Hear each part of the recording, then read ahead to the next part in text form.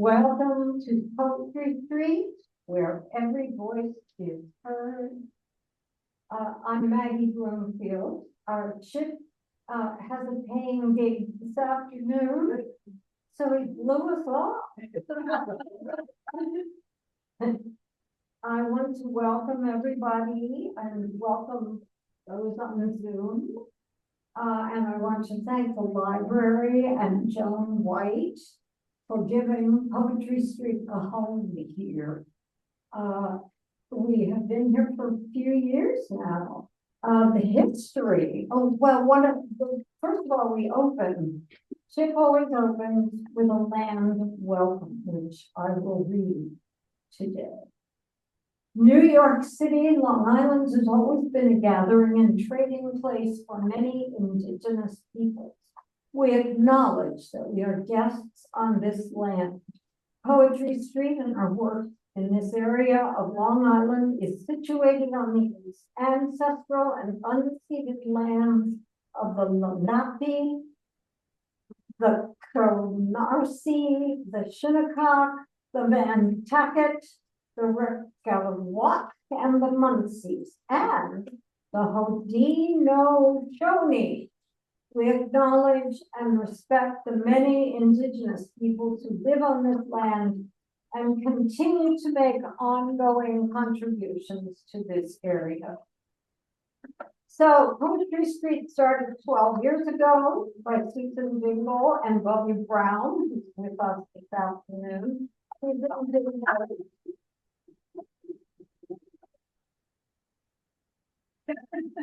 Dingle bailed to the Pacific Northwest. But she started a Poetry Street out there. Poetry Street West. That's our street. We started as part of a project through East End Arts. We worked at the Blue Duck Bakery for 6 years. Then COVID happened. We lost the Blue Duck, we wandered around a bit, and then Joan White invited us to make this library our new home. So here we are. I'm going to tell you a little bit about this afternoon. First of all, there will be 3 features.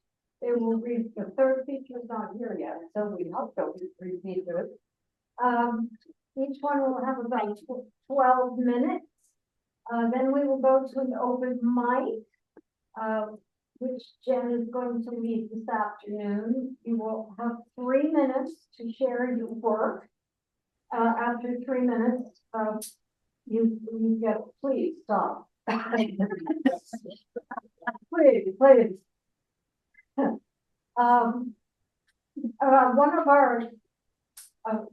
One of the things we do here on Saturdays is a community poem. You may have seen the jar. If you're new, it's for a community poem. I ask you to write 1 line on a prompt that's written over there, put it in the jar, and I will bring a poem back next week to read to you. Next month, sorry. And you have to come if you want to hear it. You have to come next month if you want to hear your line. This is the one for June 26th. The prompt was America 250 years.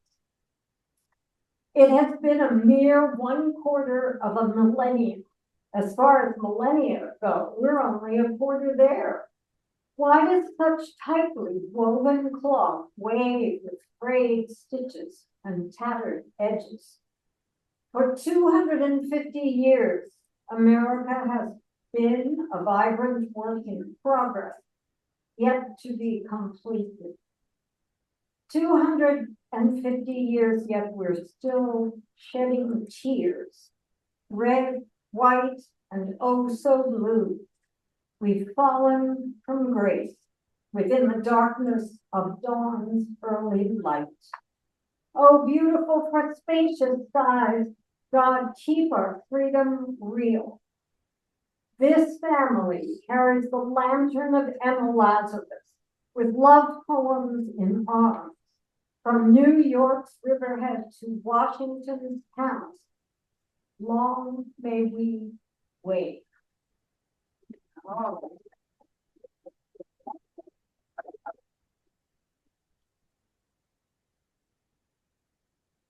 Okay, I have the honor to introduce our speakers now.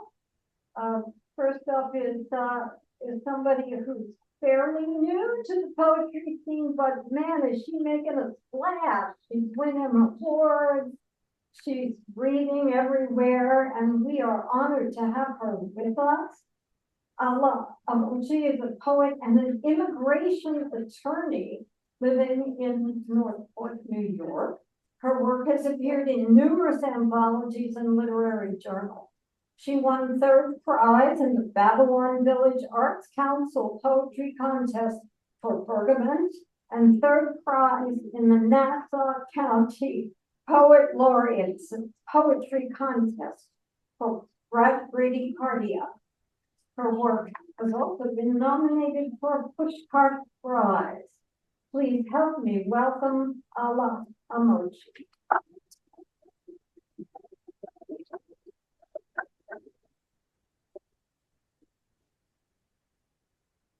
Thank you so much. It's an honor to be here. Thank you to Maggie and Chip for allowing me to feature. It's true, I am pretty new. I've been writing seriously for a year. My first poem today is called Instruction Manual. I was having a little bit of a hard time before I wrote this. The good thing is that whatever you're going through, there's nobody a poem that comes out of it. Don't speak unless it's an apology while you hold the landslide, one arm, wipe your brow with the other. Be soft in the midst of harshness. Even when they curse your name, your smallness can squeeze into brief spurts of silence. Say you're sorry. You'll expand to their expectations once they leave. You accordion for songs that are not yours, umbrella for their tears like rain, their rage like hail, blows that detach ribs from the canopy, broken but still functional. And you shield the ones below you. One false step, they're wet, but you're so drenched, your body lost inside the cold.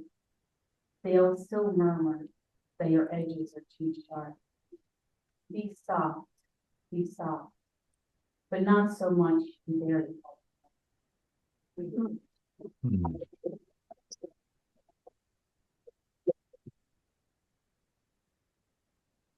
Yes, I am an immigrant. I'm not by student, and I'm an immigration attorney for attorney for 16 years. And now it's the hardest time ever. So this is really sort of my journey, personally and outward. It's called Prejudged. I still remember my essay for law school admissions, wanting to give voice to the voiceless. I had been voiceless. In some ways still remain. My smallness in that courtroom, it now looks small to me, but seemed to swallow me back then. My parents diminished, their fear palpable and loud, like knocking against the sapling, but was taking root despite all odds, because she had to, someday. Even as an alien, they removed her, especially the way I looked to them, they looked to our lawyer. The way they looked away when the officer screamed in my face. That familiar tension in my client's face. The way I squeezed the nurse's hand when they cut into me. The parts of me that kept me at arm's length, my voracious reading, quiet pensiveness, language my tongue stumbled on, now flourishing on the page, translated into power, the glimmer of humanity which could still light up Jean's hearts. Now my voice is on mute, while the judge writes out the denial in his head. After 16 years, I learned unfulfilled death threats are not persecution. I'm turning around villages and like a serious thought. At least my voice doesn't falter, even if I need to find time to cry in the moonlight, so I don't forget myself before it starts again.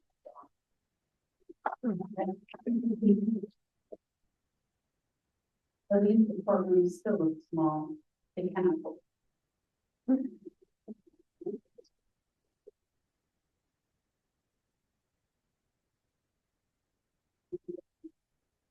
This is about a little girl I represent in Florida, and all the children.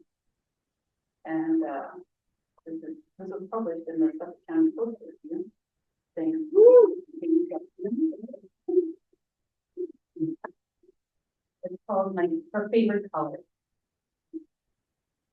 My client is a little cherub with chestnut skin and long brown hair, a miniature of her young mother. They wanted to tarnish her beauty in a country forgotten by the child who came when she was 2. The mother tells the judge her daughter wants to be a doctor. I bend the microphone down, to amplify the precious voice. As the judge asks her what her favorite color is, she hides behind her mother's legs and whispers, "Mm." And in the story, he smiles. Her blue is the sky, and not like the needs of another child, much like her. A face like an angel, contorted beyond her years, begging the agents of her knees not to laugh at her father. Not the blue eyes that have already had Maggie's siphon from them, reflecting onto the shattered glass of the world that can't be pieced together. No blue is strong enough for this mosaic of terror, and no remedy until the last breath. The blues they draw with their crayons seem the same, but are different in their eyes. One has no other color that complements it. It is the sky, the earth, the uniforms, the shuttered windows, and something in her fragile soul. It is her world, not her favorite color.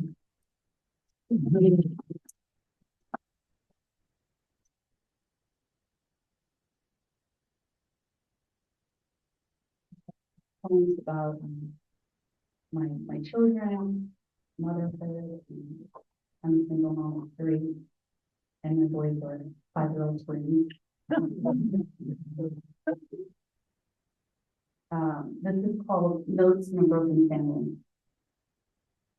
The way you nuzzle your cheek against mine like a little bear, the way your body softens inside my arms. You picked out my dress, flower buds and branches and around against soft pink and purple braids. You told me you wish I'd wear it every day. I could have been loved by a man, but it would never be the way you loved me. When I run my fingers along your arm, and you squirm, ticklish and squealing, when food that travels on an airplane into your yawning mouth seems to taste so much better, and you pick wildflowers and rocks on the beach for me, our family won't be an image hanging on the wall, but nothing's more wholesome than this primal love. Our worlds kaleidoscopic, like the wildness and color of your art. Pink, purple, green tiger, keeping the spider people away. I could have had a so-called perfect life, but it would never be like this. Your little body, brimming with so much warmth, your cheek against my shoulder, singing to me the way I sang to you when you were born. Oh.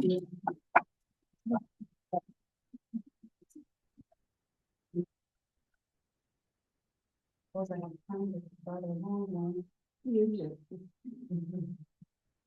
This is an old one that I usually don't go back to my old poems, but I keep revising this one. It was published in a journal called Good, called Dreamcatcher. It was published in a journal called The Theater. The title is Dreamcatcher. I am a world weaver, fork-tongued linguist, cross-stitched chameleon, flowering memories, perpetually the multitude of buds. In fish boats, homes built by grandfather's hand, while grandmother dreamt in an outdoor cot embraced in tapestry, kissing every wall from ceiling to the floor. Uncles, aunts, cousins, synchronized, unfolding the round rustic table, gathering, breaking bread, savoring homegrown wine, toasting love, sincerity, melding on any ordinary day with a breeze. Muddled mead, burgundy stained by mulberries, like colors mixed on a messy palette, sneaking food scraps for kittens, running amok for the boys, three musketeers against the wonder swirls.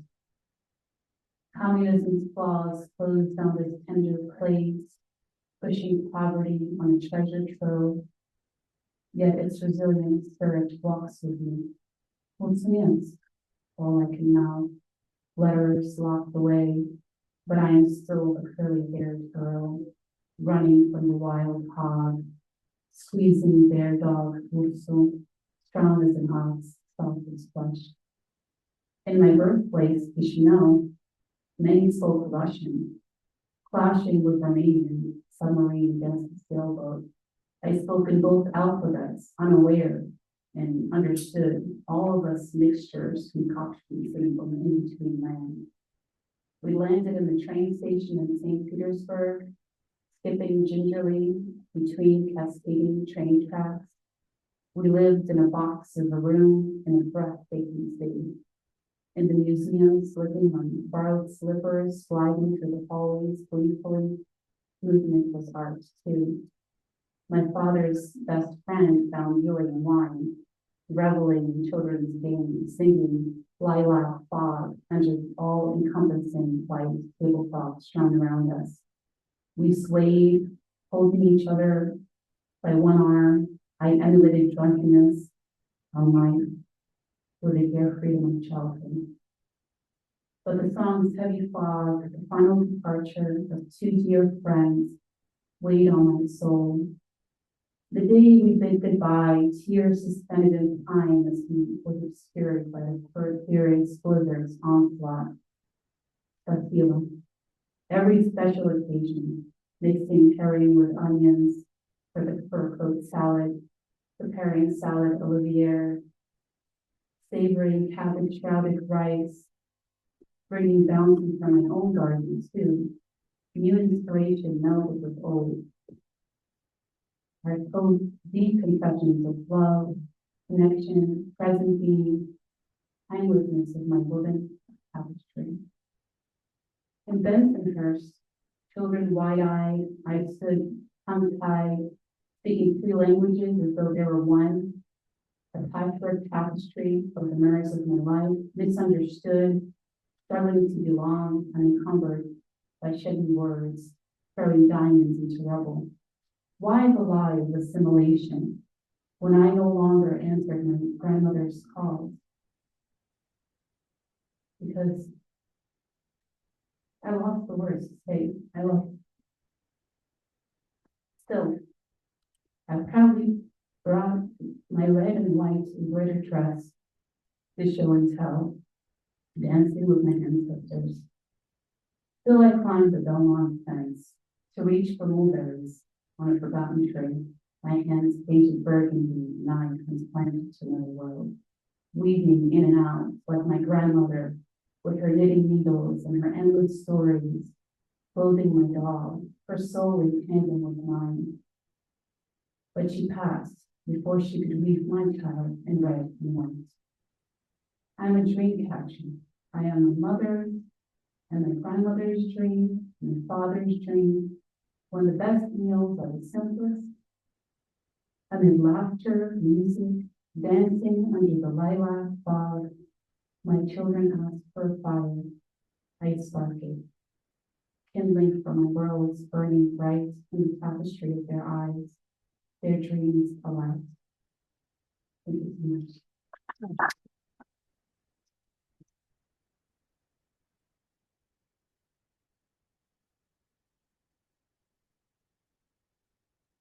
That was so beautiful. Let's hear it again.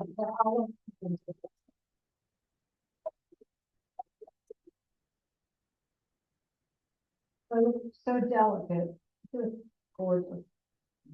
How lucky we are to have such poets in our midst. Our second feature has featured here before, but not for quite some time. I think we were in a different room, maybe we were in a different place. Dr. Beryl R. Williams is the founder of the Caribbean American Poetry Association. Born in Dominica, Beryl began writing and reciting poetry during her formative years and has continued over the decades in the U.S. and the Caribbean. Beryl's poems have been published in a number of anthologies, including The Caribbean Writer. Her debut collection will be out later this year. Help me welcome Dr. Beryl R. Williams.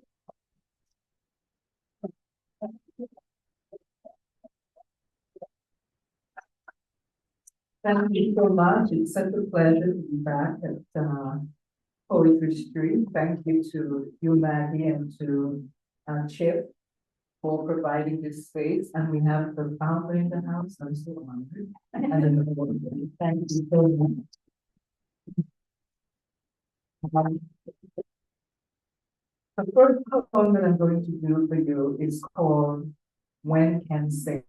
And Ken is an actual person, but he passed away maybe about 12 years ago, and he was in my church's, what do they call them, one of the singers, and this was a tribute to him. When Ken sings. When Ken sings, the church sits in pin drop expectation for the first note. Open, empty, waiting to be filled. The melody wafts effortlessly through the air, encircling each soul with the comfort of angels' wings. The tune entices the ears and flows to the heart, where it stirs and melts and beats in harmony with the life-sustaining organ. The words of the song meld into goosebump synchronization, phrased, articulated, expressed with pathos artistry. The silken tone soothes the burden, encourages the falterer, affirms the confronted, affirms the contented, inspires the poet, delights the singer. The Holy Ghost floats softly through the pews in rhythm with the song. The angels fold their wings and hum along. Mothers in Zion wave trials off with her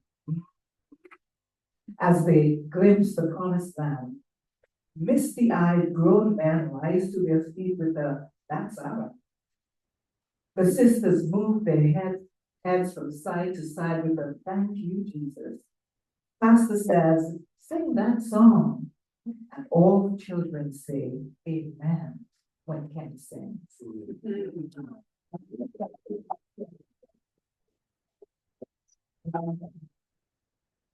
And like you, I'm an immigrant, and these two poems that I'm going to do speaks to the conundrum we find ourselves in. The first is called Silence at the Intersection, and the second is America Needs a Poem. Silence at the intersection. There is an eerie silence at the intersection. The hum of the large pickup trucks, the horns of the construction vans, and the screeching of the big SUVs are gone.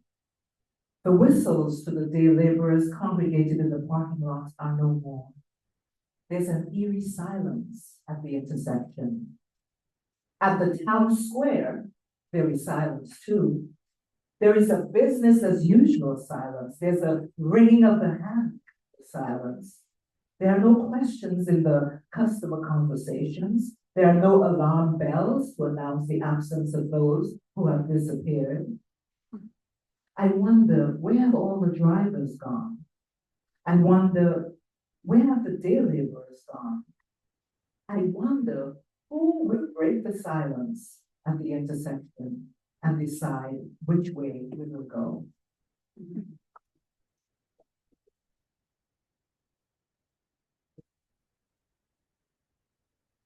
The next one, America needs a poem now. The venom of acts split from careless lips, amplifying the weariness of a long, hard day. I asked, what does this nation need? And I heard myself clearly. America needs a poem with multiple words, not as a fool is full of words, but a poem of words acceptably beside. A poem of words fit for any occasion, delivering grace to those who hear. I asked myself, what does this nation need? I heard myself distinctly answer, America needs a poem now, crafted with the power to bear fruit, good enough to eat. A poem of words packed with admonitions, gracious words to make a nation marvel.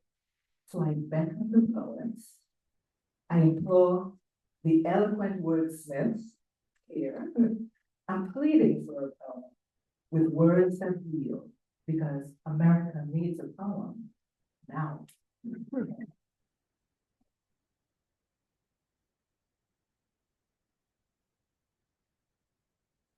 So during the 1990s, I had this tradition where I wrote a New Year's poem at the end of every year. I printed it on fancy paper, which I love, and I sent it to my family and friends. And each one of those poems, as I look back, just tells the story of what is happening, like each year of the decade. And this one was the first year of the decade as I entered a memorable age. So it's called Hello Time. Hello Time. I caught a glimpse of you today. You seem so distant, so far away. Are you the lover that I knew so well? You hid your face from me. It was so hard to tell. Hello Time. Please, let me see your face. Do you remember our sweet, familiar place? I still smell the fragrance of your kiss. Is my caress something that you miss? Hello, time, tell me the truth. Were you the one who stole my tender youth? Now you rush by so fast. Slow down. Let's make the present better than the past. Hello, time. What is your hurry? Do not dash away.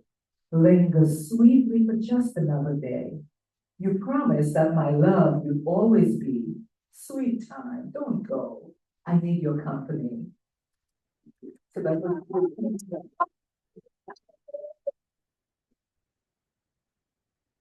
and then this poem was also about time fleeting away. You just can't get it back. And I think I've done this poem before.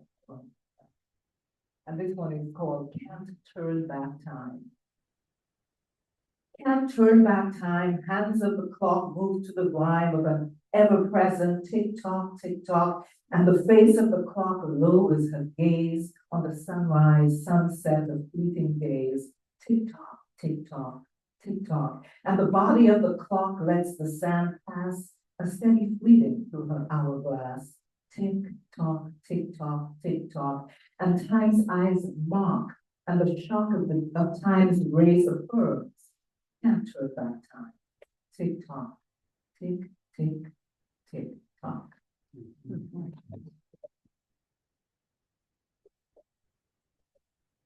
And the poems are short, but one year it was my time to break up in a relationship. So that's the poem I wrote to everyone for that year. And it went to him too. And this one is called No More Marking Time. It's time to stop marking time. No more rhythms without rhymes, punishment for no crimes, laboring for no dimes. No more marching time. It's time. It's marching time. One solid step and then another. It's marching time. Each step closer to the goal, my brother. It's time. It's time to stop moving without going. It's time to start going and get moving. No more marching time. It's marching time.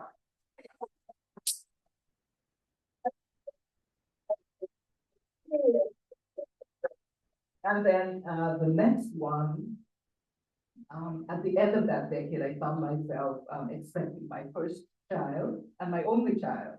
So that poem was called Expectation. So we got that poem too. Expectations. Time unwraps her gifts in due season, each treasure revealed with simple reason. Summer entices with his warmest golden rays, autumn flirts back, shortens her days. Winter cajoles with his ritualistic hibernation. Spring emanates in her spectacular jubilation. Each gift is given for a reason, and time's gifts grow better with each season. Thank you.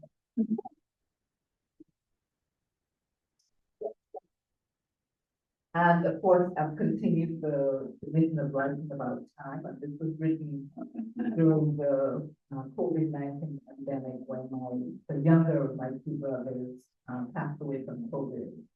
And this one is called Only a Matter of Time. You would have been surprised by your passing, astonished by the sequence of events, astounded that death in his current rampage would stop at your door. Death would wage an assault, snatch what wasn't his, fight with time, and appear to win. You would have chuckled that of all people, death would be this random to pick a fight with you. Just the absurdity of it, the arrogance of it, for death to knock out time, time that you had, time to be with your girl, dote on your daughter, do things. You would have dispensed wisdom and comfort with your usual economy, reminding us that death won this round. And though we are shocked and stunned, stricken with grief, death has already been conquered. It's only a matter of time.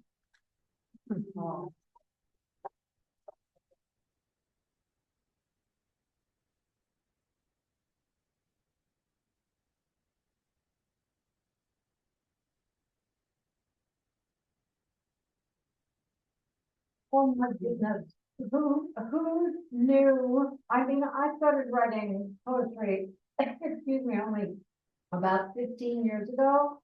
I was a song lyricist, and I am astounded at how many wonderful poets there are on Long Island. And apparently our next feature knew that, and he has done so much to promote poets and poetry. We are lucky to have him this afternoon. We're lucky to have Beryl. Let's hear it for Beryl again.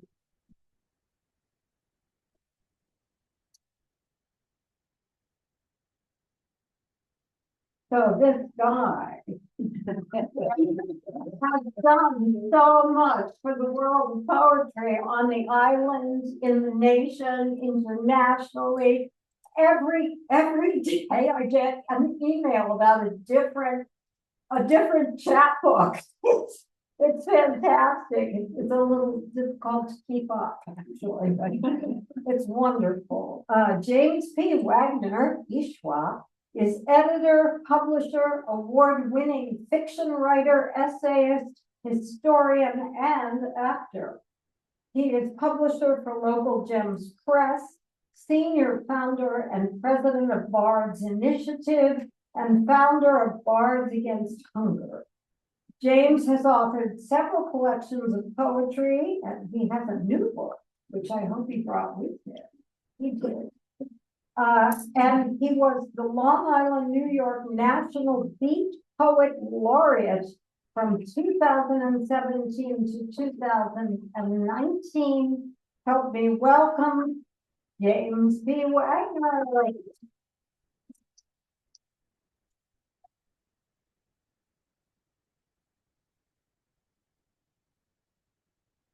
You gotta do like a little bouncing act here with this wire.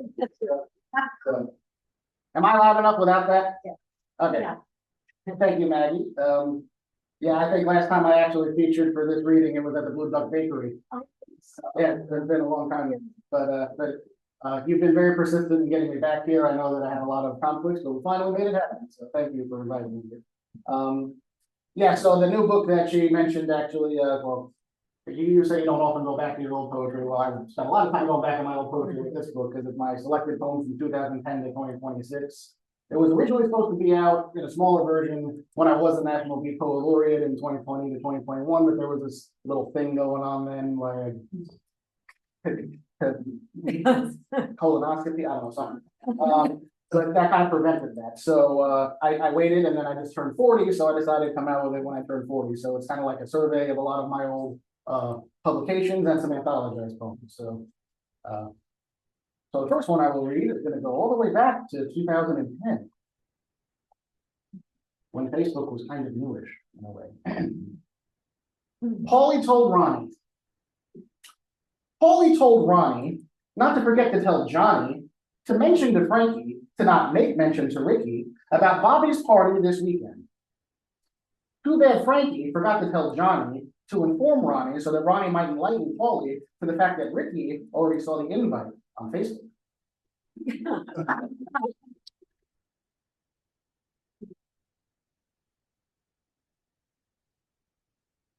last one I looked in 2010. So, you know, sometimes us poets try to be profound and say profound things. This collection in here was not one of them. Because this is a poem from my book, The Customer's Wrong. Because when I'm on the road, I have to explain what Dairy Barn was. I don't have to explain it here on Long Island because that was it for 47 years, and now it's a bunch of inferior versions, which is kind of sad. But anyway, when I worked there when I was an undergraduate, and anytime something stupid with a customer happened, I wrote it down and I made it into a poem. So this one's called Checking the Eggs. The very small woman with the very loud voice, sitting in a very awkward shaped car that she drove very awkwardly through my drive-through, screamed at me in a very awkward manner. 2 dozen eggs and half a gallon of milk and make sure it's I sighed, wondering if ever such a time existed where I gave out eggs that had not been checked. Yes, ma'am, that's company policy, I say, as I readied her order. Opening up the 2 dozen eggs to check each one thoroughly, both sides of the eggs.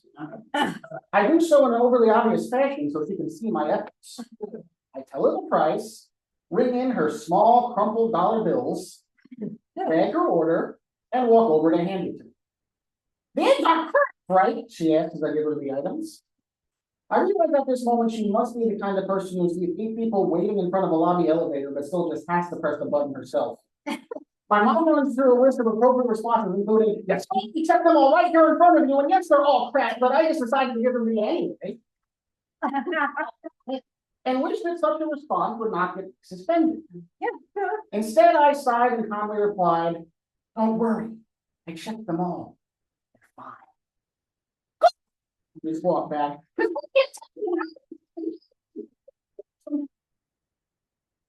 No sooner does she say this than she grabs the items through the window, throws them over her shoulder, and hey guys,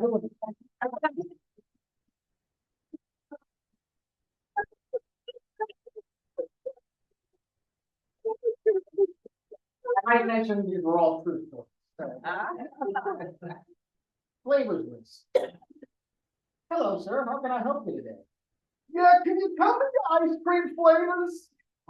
Sure, I replied, having a list on the side of the counter. We have vanilla, chocolate, mint chip, chocolate chip, vanilla Swiss almond, vanilla chocolate chip, cookies and cream, peanut butter cup, and Neapolitan. Not to be confused with Napoleon.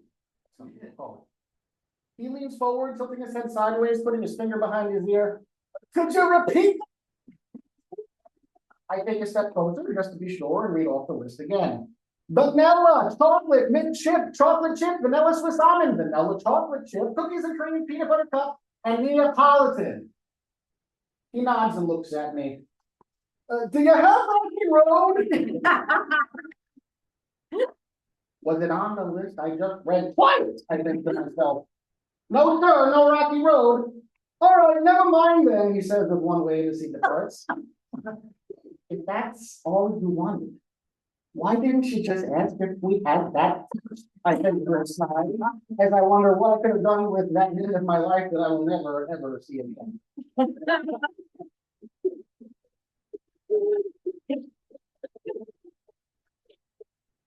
To wrap up the dairy barn trilogy here, yes. Then he called it the missing bread. Can I get a large loaf of white bread? We're out of bread right now. Of bread? Yes, out of bread. Really? How can you be out of bread? Well, people just kind of kept asking for it. And we kept selling it. And then we didn't get any more in. Could I get a small loaf of white bread then? No, sir, we're out of all kinds of bread, not just the large one. Do you have any whole wheat bread? No, sir. How about a potato bread? No. Any multi? Look, sir, we're out of bread. Have none. Are you sure? Yes, pretty sure. Maybe a raisin? Look, sir, we have no bread at all. Not even the Jewish rye. No rye, no whites, no whole wheat. We have no bread whatsoever in the store at all, of any kind at all. Could you check the back? There is no back. What you see on the shelves is what we have, and as you can see, they're empty. Oh. Yeah, sorry. It's all right. I really can't handle milk anymore.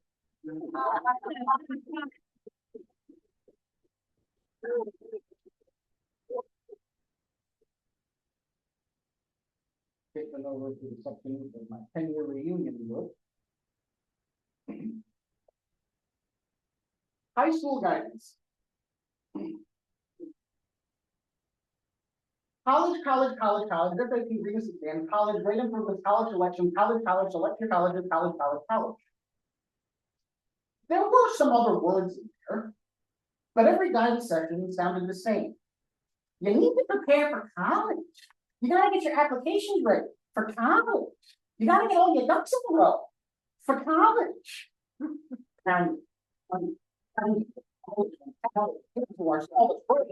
Never presenting the option of a trade school or vocational school, using military school as a threatening last resort.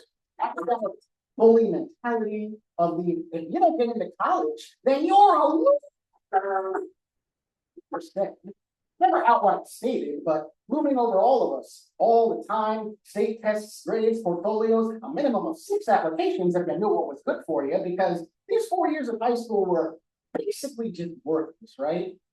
Just a qualifier for more schooling to go on and get degrees and things that made no sense and no money because it's what we were supposed to do.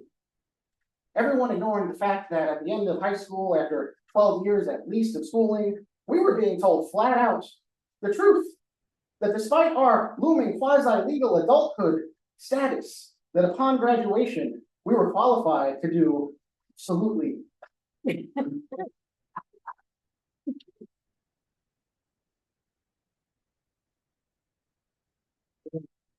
and I didn't keep wasn't necessarily down on college itself, but yeah, and I think it worked out for a little bit. But, yep. An ineffective harvest from my book Everyday Health. Deciding one summer that concocting my own overpriced pickles was a good idea. I planted a decent amount of cucumber plants. Plants that start out slow and suddenly grow to lengths that you wouldn't think possible from their small size in the early stages. The large amount of yellow flowers that will eventually become the crop itself, sprouting, and heavy amounts of rainfall indicate a good season. However, my 3-week honeymoon during the middle of this season prompts the crop to be neglected. And when I return to what would have been a fruitful harvest, I am instead welcomed by a Christian series of fences and the remains of what was obviously a bunny rabbit buffet. I cursed those plucky creatures for leaving me exactly 1.5 cucumbers for myself. Grateful, I guess, that they at least decided to share my own crop with me. At the end of the day, these cute little bunnies cost me nearly $40 and over 2 months of waiting, watering, and weeding. But that's all. I think of the people out there who depend on us, who wait wholeheartedly for every bit of food that the earth will give them, needing to make it last for the sake of themselves and their families, at the mercy of the weather, and animals, and bugs, and all the powers that be. Whereas my harvesting issues are nothing that couldn't be solved with a trip to my local stop shop.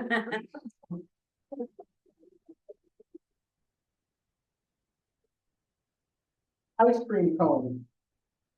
Ice cream comes in a cup. Always has, always will.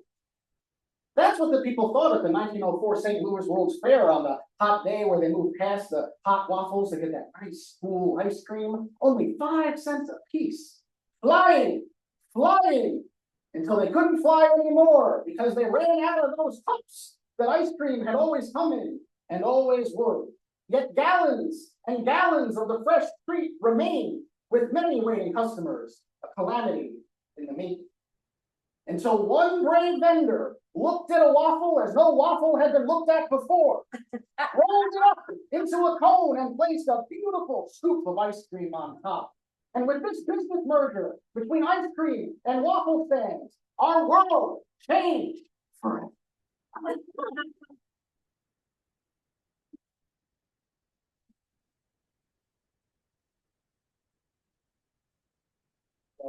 One more than they want around for?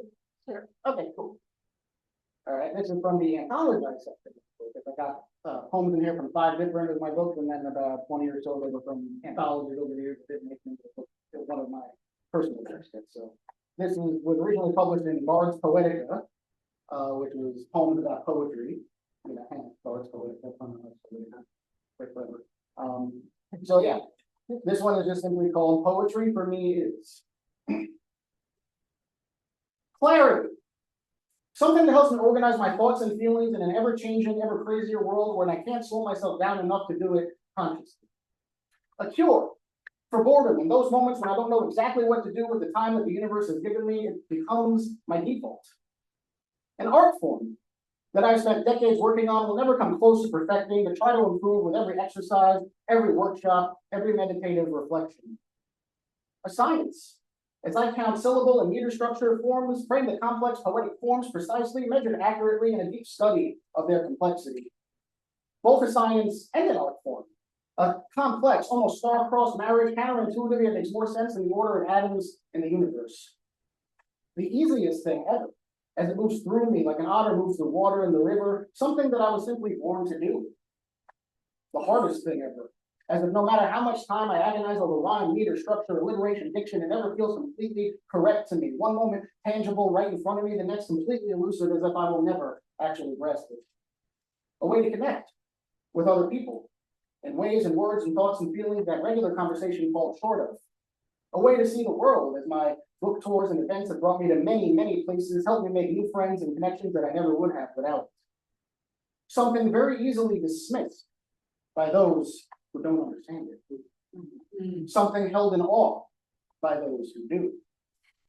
A tradition thousands of years old, the first method of storytelling, something occasionally hijacked that posers and fakers use to feel refined and important, pinky up, but something that really belongs to everyone who takes the time and makes the effort to appreciate it for what it is. Something that some days during those exhausted moments, when it has pulled every thought, every feeling out of me and still demands more that I wish I could give up on. But I know I never will, because it's a part of who I am. Deep inside, deep inside, deeper than a soul or a spirit, always, always, always struggling to get out.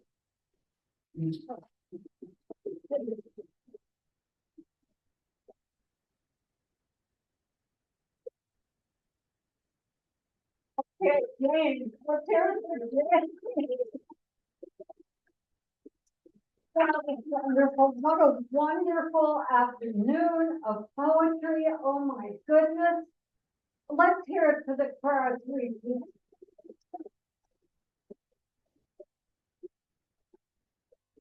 So a couple of things I neglected to address. One is, Randy, you too can be part of the community co-op. Just send a text to Claire with your one line. The prompt is, ladies and gentlemen, summer visitors. Summer visitors, one line about summer visitors into that jar or on Zoom. I also neglected to announce that the features will be back at the end of the open mic for an encore. Each one will get to do an additional call. We're going to move into the open mic, and Jen has generously agreed to run the open mic, so I'm gonna give up the microphone to Jen. Welcome back.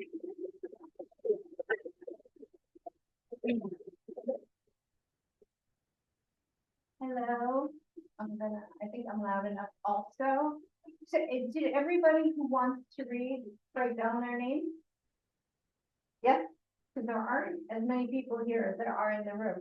And, anybody on Zoom? We have Randy, and I'm gonna ask Kim if she'd like to read a 3-minute poem Okay. from Zoom.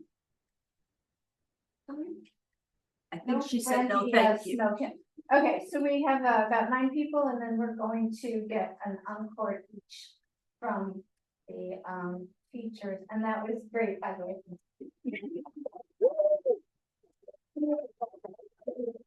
I'm gonna read something actually first. I've been wanting to read this, and it is for the 250th anniversary of the country, written by Johnny Cash, and dedicated to my, first of all, written in the 1970s during Watergate, and dedicated to my mom, who loved this country, and I was really inspired by what the two of you read. And my mom used to say, "America, what a country."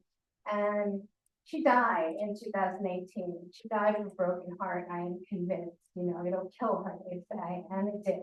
It really did. And I think of her when I hear this. So it's called Ragged Old Flag by Johnny Cash.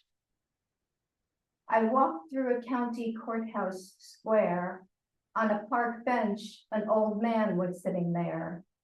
I said, "Your courthouse is kind of run down." He said, "Nah, it'll do for our little town."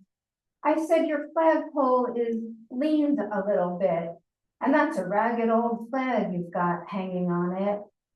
He said, "Have a seat," and I sat down. "Is this your first time in our little town?" I said, "I think it is." He said, "I don't like to brag, but we're kind of proud of that ragged old flag. You see, we got a little hole in that flag there when Washington took it across the Delaware. And it got powder burned the night Francis Scott Key sat watching it and wrote, 'Say, can you see?' And it got a bad rip in New Orleans with Packingham and Jackson tugging at its seams. And it almost fell at the Alamo beside the Texas flag, but she waved on though. She got cut with a sword at Chancellorsville, and she got cut again at Shiloh Hill. There was Robert E. Lee, Beauregard, and Bragg, and the south wind blew hard on that ragged old flag. On Flanders Field in World War I, she got a big hole from a Bertha gun. She turned blood red in World War II. She hung limp and low a time or two. She was in Korea, Vietnam. She went where she was sent by her Uncle Sam.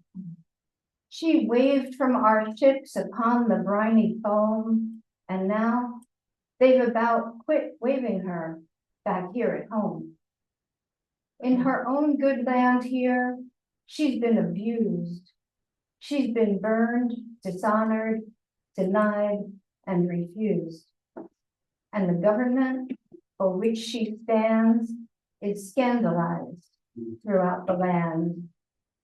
And she's getting threadbare, and she's wearing thin, but she's in good shape for the shape she's in. Because she's been through fire before, and I believe she can take a whole lot more. So we raise her up every morning. We take her down every night. We don't let her touch the ground, and we hold her up right. On second thought, I do like to brag, because I'm mighty proud of that ragged old flag.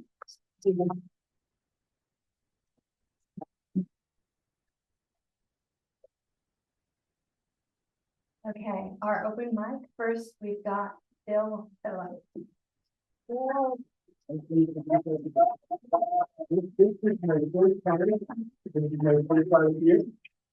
And I'm loving it. I'm loving it. I do want to apologize to everyone. Like I said, it's my first time, but I didn't know it was only for 3 minutes. I do have, I usually write a lot of African stories. That's usually 10 to 12 minutes. But I do have a story within the frame. But I'm hoping and praying that one day I can come back and follow God on the path.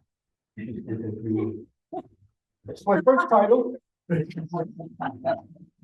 My first title and the only title that I have right now is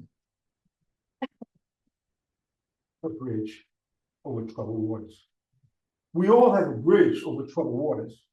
My bridge is 6 feet wide. I can't tell how far this bridge of mine goes. I'm learning about this bridge as I go through it, especially as I go through life. As I look down, I see my hard times.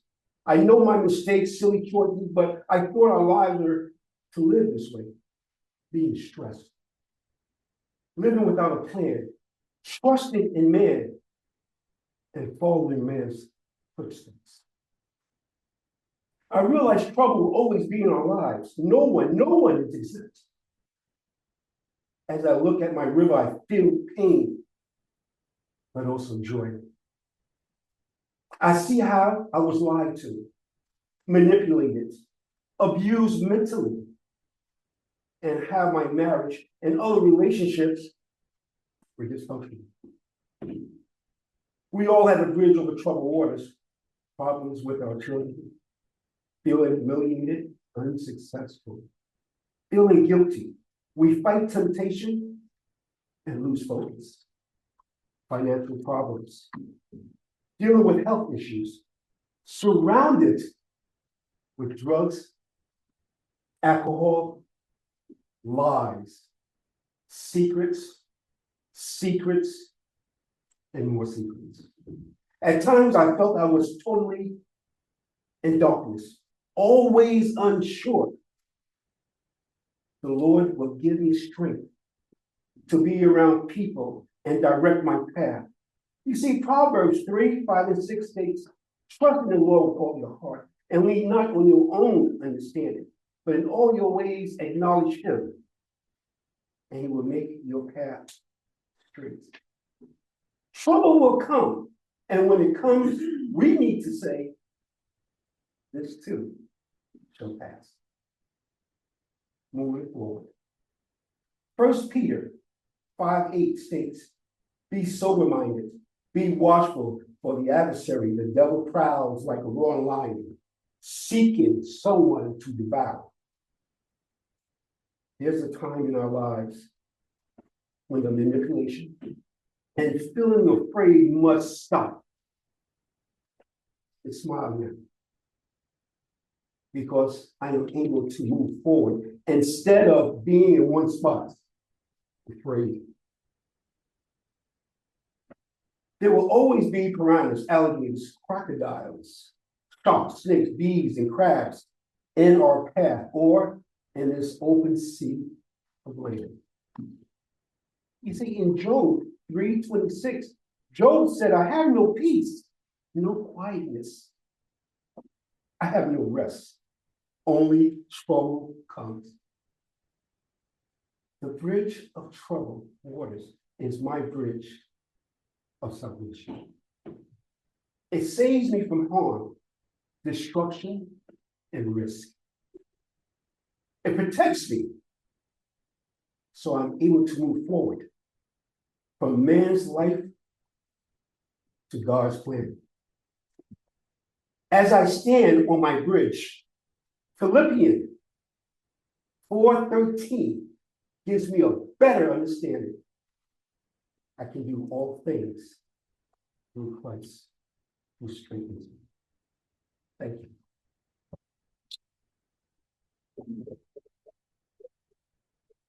So hopefully I'll come back again.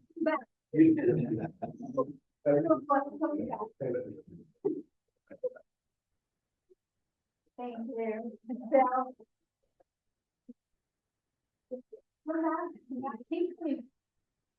Next up, Barbara Fazella.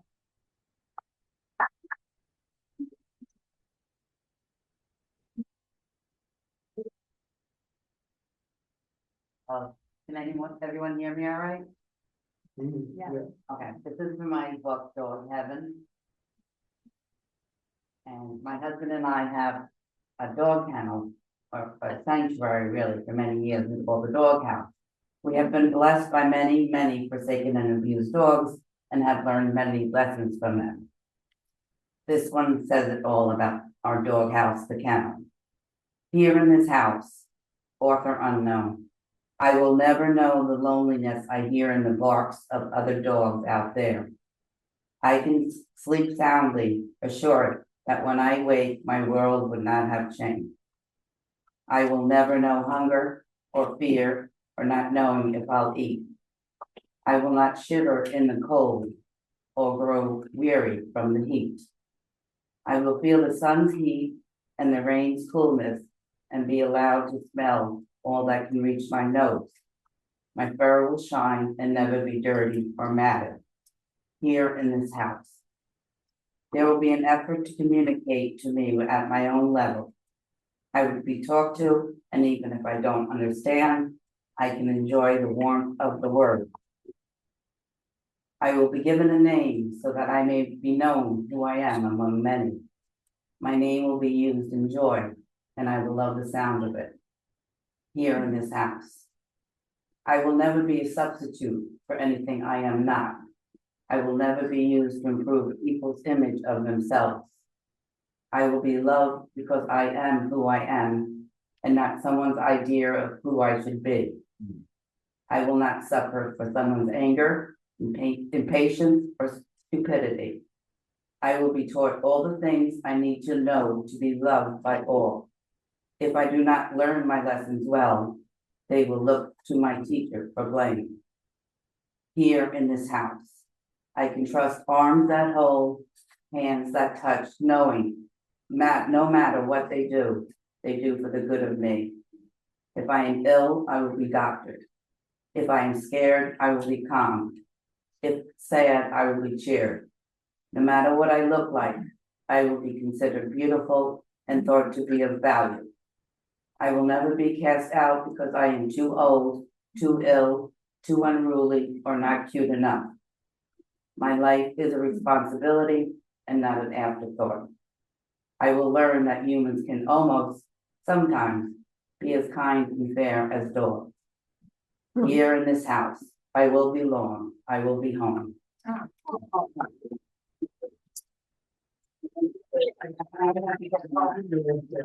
I'm gonna leave. Okay, to that kennel. I'm back. Thank you.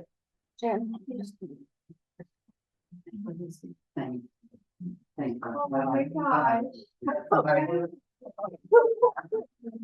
Thank you. Next up is Patricia.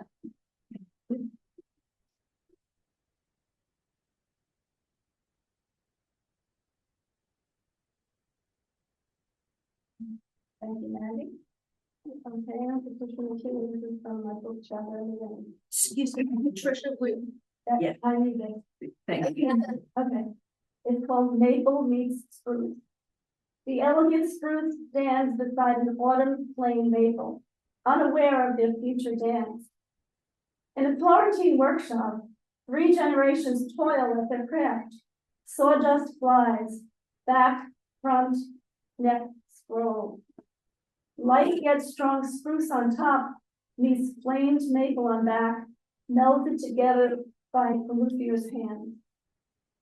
Soundpost is placed, small yet significant, carrying vibrations from spruce to maple. Bridge leans, holding up strings, pegs precisely tightened, the dance begins. In the right hands, the caress of horsehair on steel can produce a tone that evokes awe and tears. Thank you.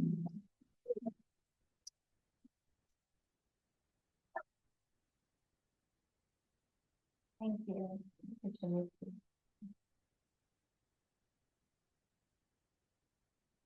Yeah, my good friend, Nina Yabel.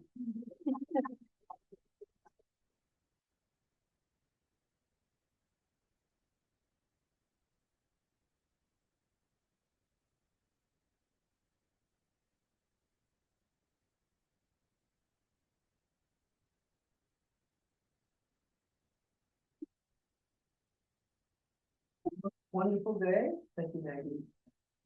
For that evening again. And wonderful. Days. Beautiful. And I'm gonna read a poem from 2008. Actually, no, further back, 1980. 1980. Well, 83. So. Okay. This poem is called Commingled Mornings. Through the commingled mornings, I weave my way to my work, watch this thin slice of theater unfold. Imagine the enormity of twined scenes.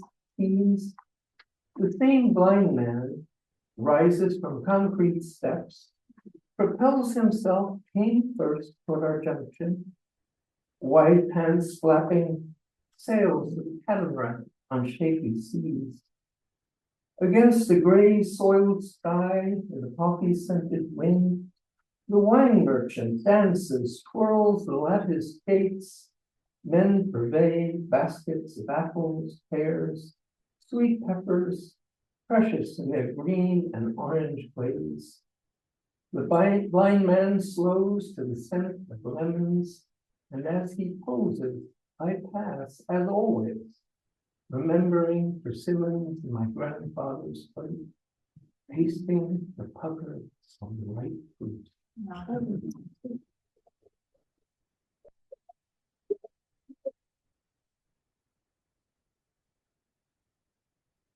That was beautiful. Thank you, Nina.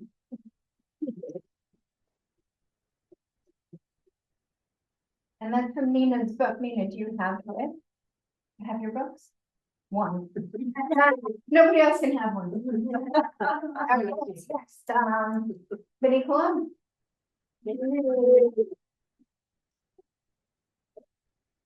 Thank you. Thank you all for coming today. Thank you to Chick Maggie.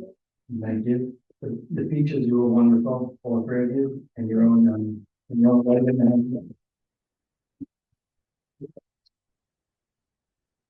Okay, this is Air Poetica, which is a poem about poetry, and I wrote it a week ago, so it's new shit. I'm sitting in a meadow field. The expanse before you is both broad and wide, a pitch more rectangular than square. I'm sitting in a meadow field, the sun beating down overhead, the birds and the trees crying to each other, in suburbia in the middle of it all, the gravel parking lot, the downsloping plain, which leads to the field of green, with lacrosse nets and picnic tables, and a bee buzzing in the air. Now standing back in a grove in the shade, under the canopy's deep shadow, you can see the outline. I'm sitting in a meadow field where crickets mill about and fireflies dance to the road noise while attending a friend's 40th birthday party. You arrive early and you've got 20 minutes to kill. So you go to the spot, take out your pad, let the lightning course through you, open your chakra, accept the flow, and know time spent is precious to you, and know you got one shot at this. You only have this moment in time to catch the magic, to bottle it, otherwise it's lost forever, or at least until the next time you stop on sitting in a meadow field. Thank you.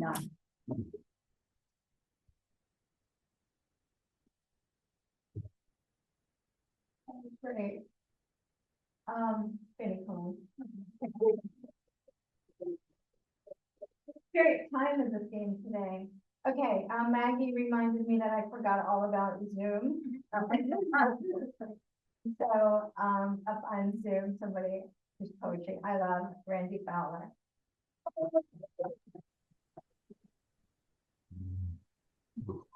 Sure. Okay. Is it okay if I share? Yeah. Okay.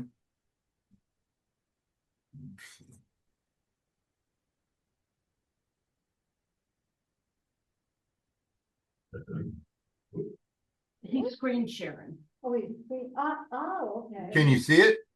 Yeah. Okay. Cast of characters. Hello, Pipers. Friday 5:30, West Meadow Beach as always. Bring treats and drinks to share. World Cup tourists discover the Philly cheesesteak. Steak sandwiches had been around since the 1800s, but the cheesesteak came into its own in the 1940s. Provolone cheese was added by Pats in the 1940s, effectively creating the modern cheesesteak. Pete's weekly invitation and trivia, which can be up to 6 paragraphs, hints at the idiosyncrasy to come.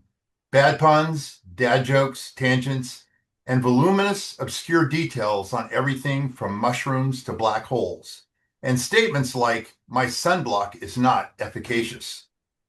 My wife and I, the youngsters in our 60s, enter our circle of 20 to 30 retired friends who have been meeting for Friday potluck and sunset these past 30 years.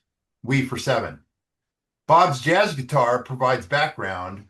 Visors, baseball caps, and sun hats protect.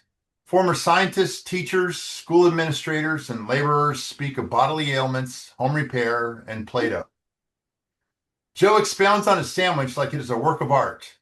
Angus roast beef, fresh garlic, 12-grain whole wheat bread, sauteed onions, garden-grown tomato, organic avocado.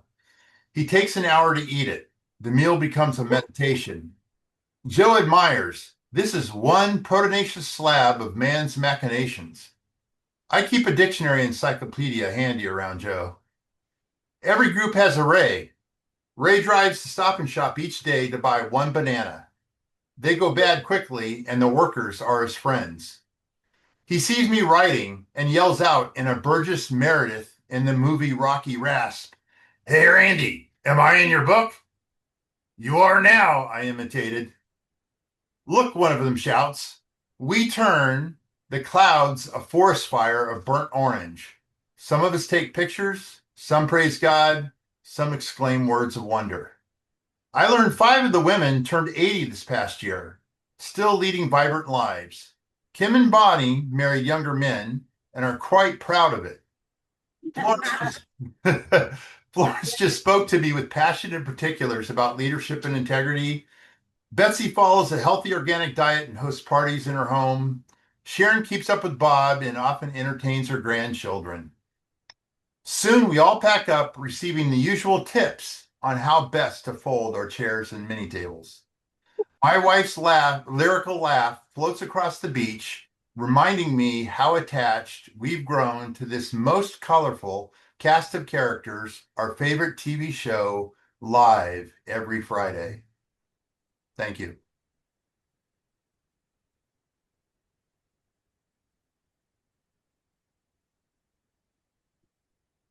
Okay, next up that's all on Zoom, right? Yes. Okay. Next up, Donna Munoz.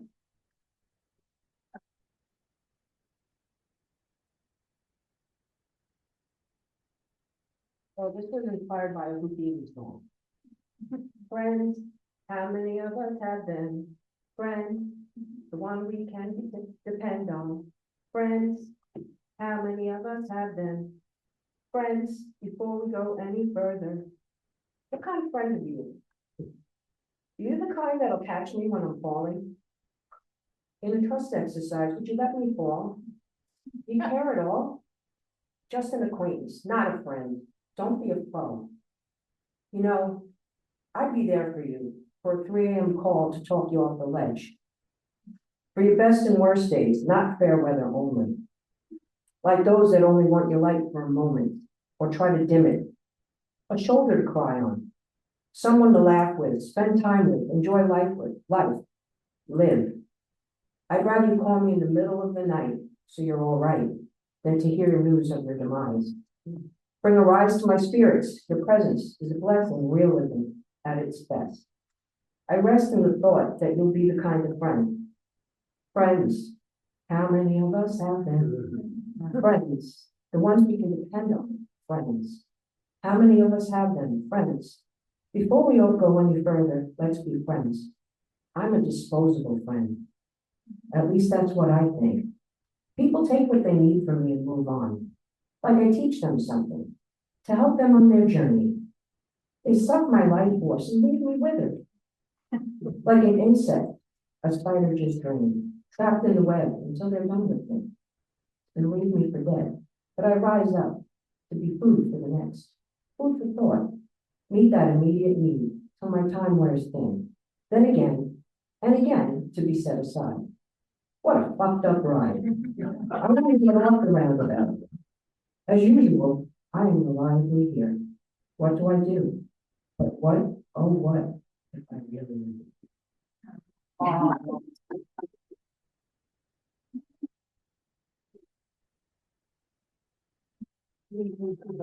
Yeah, I know that feeling. And I am Morelli.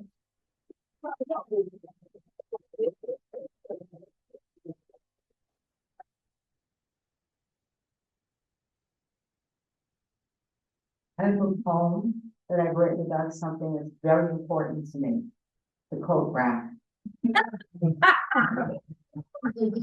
Summer is finally here. The coat rack should be bare as a winter's tree, free from leaves, flaunting its bark shamelessly.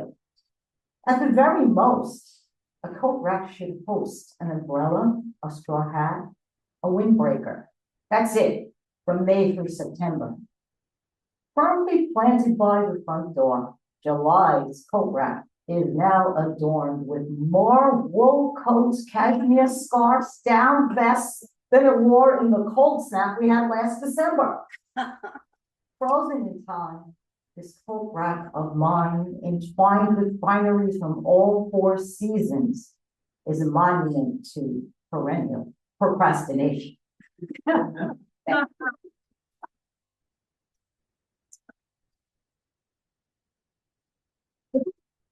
Okay, and we came for last, the most enigmatic, charismatic person in the room, Maggie Bloomfield.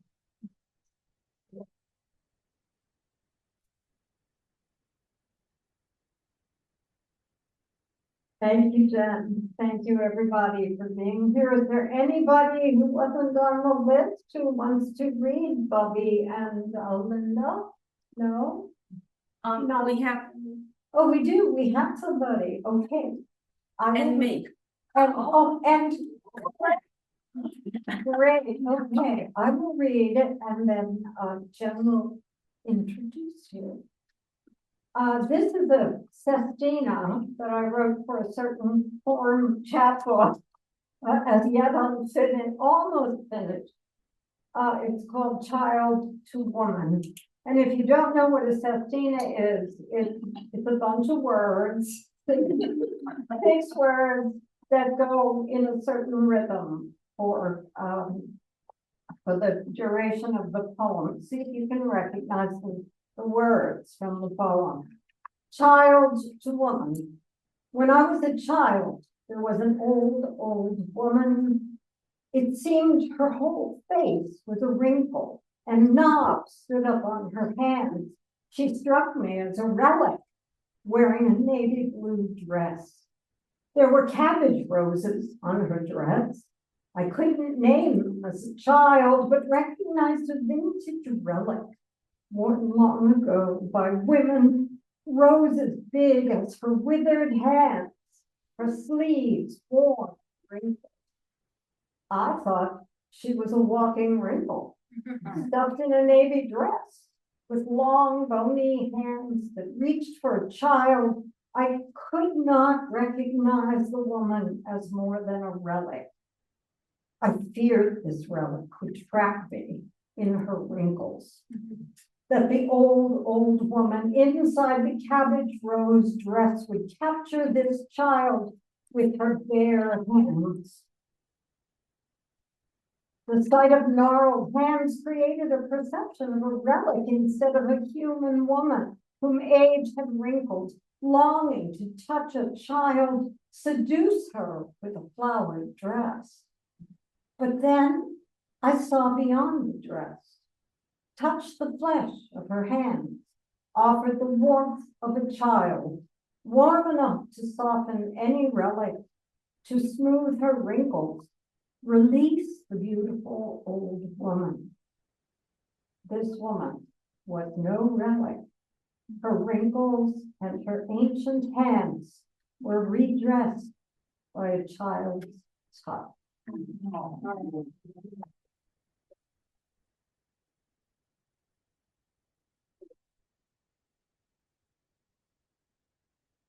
Well, that was really impressive.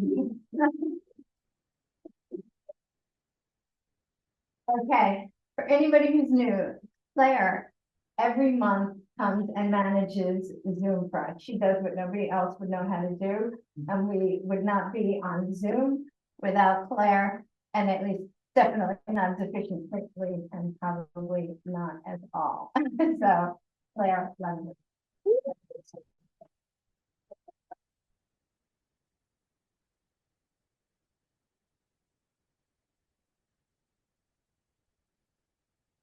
Thank you, Jen. I'm not always here. It's much easier to manage Zoom from home.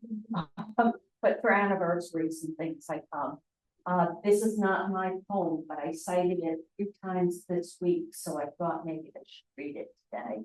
And it's a prayer. This is the prayer of Pierre Teilhard de Chardin. Above all, trust in the slow work of God. We are quite naturally impatient in everything to reach the end without delay. We should like to skip the intermediate stages. We're impatient of being on the way to something unknown, something new. And yet, it is the law of all progress that is made by passing through some stages of instability, and that it may take a very long time. And so I think it is with you. Your ideas mature gradually. Let them grow. Let them shape themselves without undue haste. Don't try to force them as though you could be today what time takes. That is to say, grace and circumstance acting on their own goodwill will make of you tomorrow. Only God can say what this new spirit gradually forming within you will be. Give our Lord the benefit of believing that his hand is leading you, and accept the anxiety of feeling yourself in suspense and incomplete.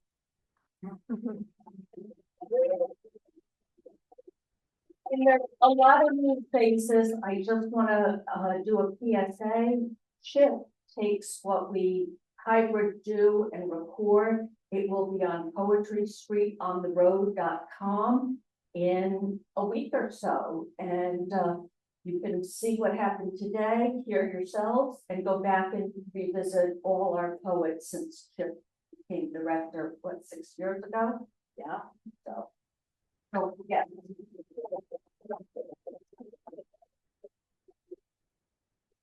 Okay, is there anybody who didn't put their name down?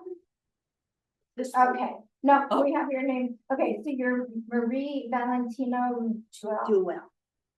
First time right. Because you're related to Carrie. You say, call me devil. That's my ex-husband's name. First time here. Yeah. been wanting to come for a long time and I'm glad I did, but this is very impressive. I'm going to turn 80 this year. And, not many of my family know that I write a poem until I came in with a big bag, that I make a quilt and then I put a poem on the back of it about them. And, yeah, not about them, you know, like a child was born or something, but, let me see, I have one here, all right. But this poem is, my brother passed away in 2018. I had two brothers, one 4 years older than me and one 4 years younger. 4 years younger one, he don't want nothing. He broke his ties with the family. I just found some depressing news that my family wouldn't pass on to me, that they knew how he felt. So they said, you know, you don't need to bother with him anymore. And I asked God, I said, why did you take the good brother? My older brother and I, we were like best friends, confidants. And, you know, he was always there, somebody to turn to. And he was one of those magnetic people, you know, like my mother and him must have the same personality. They had tons of friends. When he passed away, they had to open up 2 rooms in the funeral parlor. There was so many people that went back into his like high school year that he was still involved with. My mom, my younger brother, you know, he would love my mom. So he said my mom, when he was down to visit her and she went in the bowling alley with him, he said, do you think she was Tom Cruise? Hi, Tony. Hi, Tony. That's how he was, just gyrated. Man, I guess I'm like my father. He was a very quiet man. I got a little boisterous though, my age. I think after my divorce. So anyhow, my brother passed away. I had wrote a lot of poems. And like I said, nobody really knew them. And then I said, you know, my brother was always the one that when somebody passed away, you know, they say that, would somebody come up here and say something? And lots of times people don't step forward. And you know somebody for 30 years and you can't get up there and say what you feel, you know, and he would always go up. He always made sure, no matter where he was or what was, he always got up and said something. And when he passed away, I had to do that. You know, I had to be the one to get up there. And I wrote this poem and then I forgot it. So then I had to get up there and like freelance what I had to say. And so then we had it cremated. But now you have us wonder what the poem is, use like more than 3 minutes. Cremated, so I had to get rid of his ashes, and this is the poem I read, so his cremated. Walk with me as I travel through my journey in life, going through daily days of up and downs, good times, memories in the making, strives, stress and strife. My life has been how I planned it to be. Maybe some changes I could have made, some adjustments to my personality, which you definitely needed. I never looked for exceptional events, glorified praise or wealth. What mattered to me was to be there for someone else. Finally, the time came when I had to move on. Family, friends gathered about, knowing eventually I would be gone. I didn't plan this day, it just happened that way. I left, but not completely. My spirit, my existence shadowed the path I walked that day. What could I say? It was my time. Maybe too soon, I could have whined. But you all took that walk with me, crossed me over into the afterlife of eternity. I will be here when you arrive. We will stand side by side.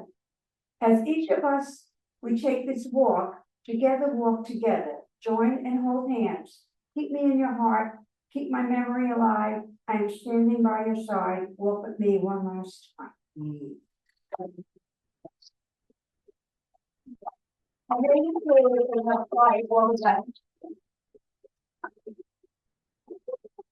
Thank you.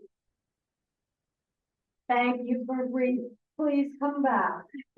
Come back to Poetry Street, everybody. Susan's here today. Do you have anything to read? No, I just wanted to come and say hello. Well, hello. Haven't seen you for a while.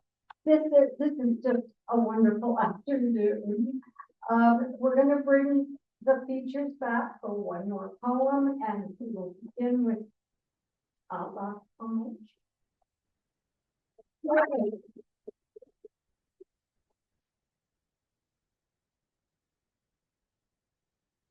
This is a poem about relearning or remembering my native language. It's called Pikai Kulun, which means every word. My mother tongue's hanging off the edge of my lips, but they stayed shut, hesitant. I first loved with those words. I first dreamed in those words. Alphabet letters with accent marks, like the joyful notes of the accordion coloring my childhood. I last heard them on a subway platform, battling the jarring sound of the incoming train and time. If I could start recovering each word that lives inside me, waiting to be rescued, the smallest word, yes, will I remember how much sweeter it was, freshly picked from a tree, by that tall green metal gate, how the juice ran down my face, the absurdity of mastering two foreign languages, to silence the accent of my native tongues. Mother tongue is not foreign, she is lost, the dream forgotten. She's a hidden valley, childhood memories turned nonverbal, filtered through cheesecloth, trickling into a bucket, imperfect words in a language that doesn't belong there. And so I am rescuing little words, one by one. Not one is insignificant. Pikai Kulun, un act de.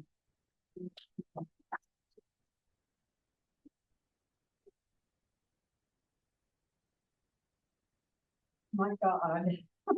So beautiful. Thank you, Dr. Beryl.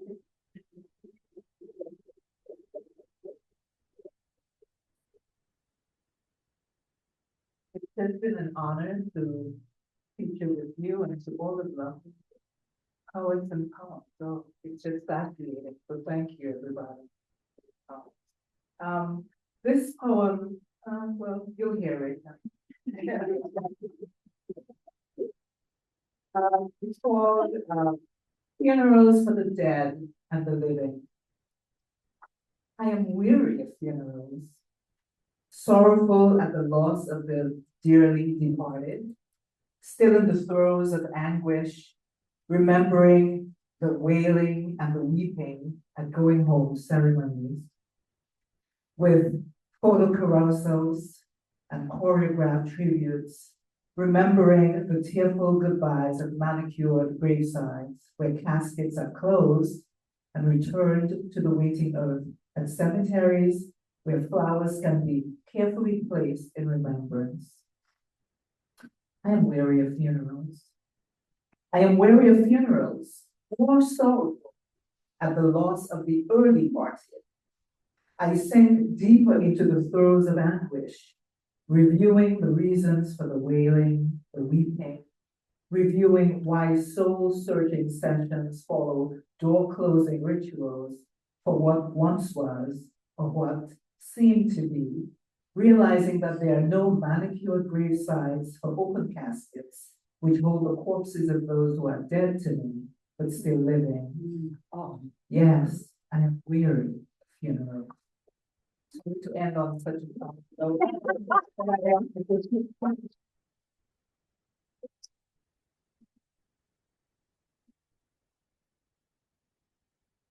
Oh, yes, I think we're all weary of that.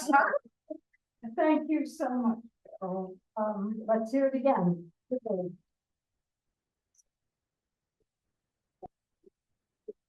I just want to say thank you to you all for coming today. I want to thank Claire. My God, what would we do without her? And Jen, here the mic. And, we're gonna bring back our final feature. James B. Wagner.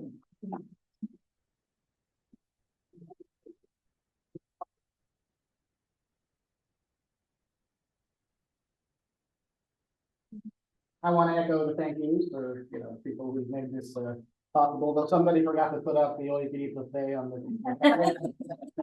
I think, but,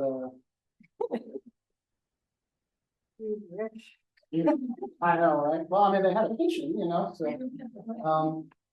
so speaking of funerals and dead people, my grandfather and grandmother actually are buried, very close to here at Calverton.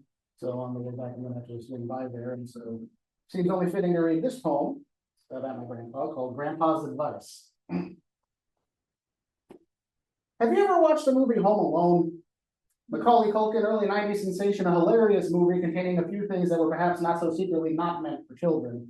Like that zip line out the back bedroom window to the treehouse. An insurance nightmare to be sure, but to a kid looked so fun. I wanted it. Whereas any responsible parent would say no, my grandmother said, sure. And rigged up a makeshift zip line for me between two trees in her backyard using some kind of clothing line and a broken handle from a snow shovel. It was perfect for my 5-year-old imitation of Kevin McAllister. So I climbed up the step ladder that my grandma provided for me, took hold of the handles, and whoosh,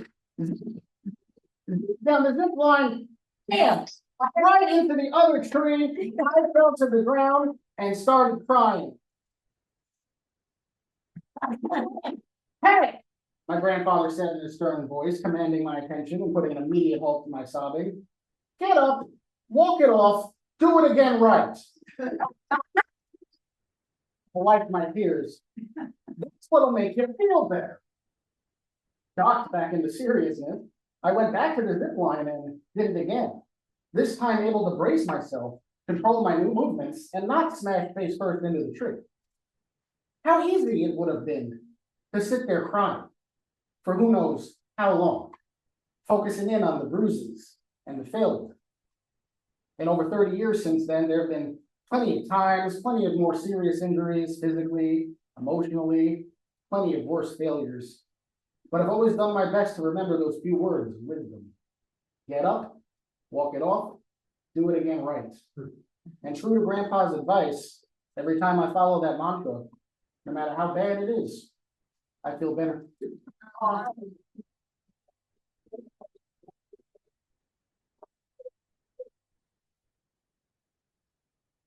Wonderful. Thank you all for coming. Come back the last Saturday of August.